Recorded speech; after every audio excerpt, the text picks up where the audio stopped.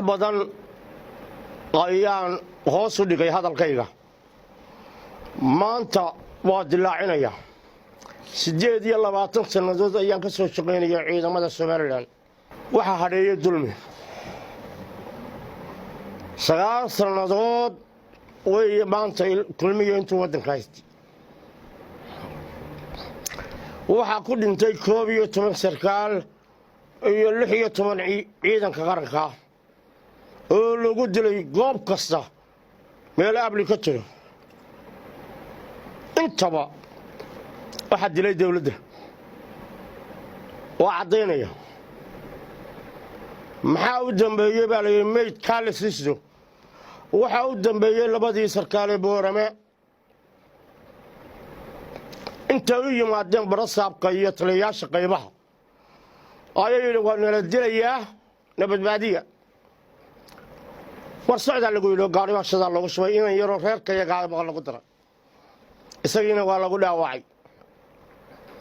waxa la helayay bilays ilaaliya waxa la helayay military ilaaliya waxa la helayay asluub ilaalisa waxa soo dhow waxa ka dambeeyay barasaabka iyo wasiirka arrimaha gudaha laascaanood waxa lagu dilay Cismaan Yuusuf Nuur oo ahaa taliyihii qaybta 12 ayaa lagu dilay waxa dishay dawladda waa cadeynaya alright asir waxa lagu dilay berbera taliyihii qaybta biliiska way cidna looma hayo qorlugud waxa lagu dilay laba sarkaal abaanduulihii gootada hayaha hawlgelinta lagu dilay cidna looma hayo yana barasaabku wuxuu yiri caar ugu dhoofiyaa ingiriisku tagayaa gaadiidkiisa tigdheysayna uu daboolay oo meel ku xiraystay haqalala lulka hadii alla yiraahdo wasarka dana gurigaagana waa qanaa insha Allah ismaan lahayn anigoo godab hore ku tirsanay maanta tifiyada waxa ka oran doona ismaan lahayn gaarigaagu wuxuu igu yimi qardho waxaan soo saaray maxbuus gacan ku dhiglaa ayaan soo saaray oo dilay gabadh markaad qaban kari weyday gacan ku dhiglayaashii gobolka ina sidaa u hawshaa waa garooda cid kasta oo mucaalad ku ah dawladda kulmiye ama musabixi iyo xulfadiisa waa soo dhaweynaya waa arkaysan boqoradii dalka la yeerinaya ilaa 1928 ilaa aadaatain gacan ku dhiglayaal ayaa xukumo dalka jamhuuriyadda Soomaaliland 1994 waxa ka bilaabay Hargeysa iyo Burco dagaalkii Maryaalo kala oran jiray iyaga waday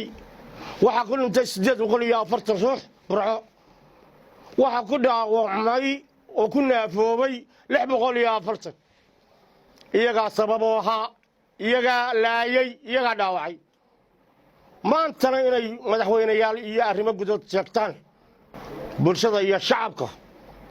waxaan u sheegayaa waxa soo dhan iyaga galay haddana waa ku jiraan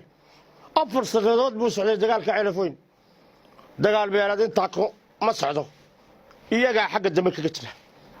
qoladan abtiyaday waxaan leeyahay علي لما نهين لما كاسع علي إذن الله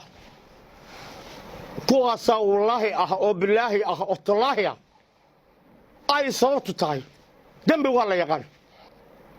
محل لو قبوا الدنبيله هذه الدولة ذي تشتو محل لو قبوا الدنبيله محل ومد الله الحنايا محل شعب الله الحنايا قاعد في الدنيا شوايو يافذ ذي لا ينعد وحفظ ذي barasaabka gobolka taliyaasha qaybaha iyo arrimaha gudaha koreeladii diiday arrinka ee iga daba yimi aad baan u hambalyeynaya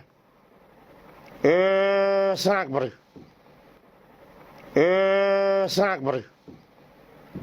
aad baan u hambalyeynaya waa guulaysanayaan waanu wada guulaysanaynaa isku dhinac baanu nahay dhufayskaanu meelkooda geli doonaa gobolka Sanaagna naga leh bulsho weynta reer Soomaaliland waxa leh ilaahay intaa ka boqdaan war ku mudaharada wax ku mudaharada iska kiciyo wax baarlamaanka iyo guurtida waxaan leeyahay war waxa cad u qaada odayaasha dhaqanka waxaan leeyahay wararka wax ha eegina jaabka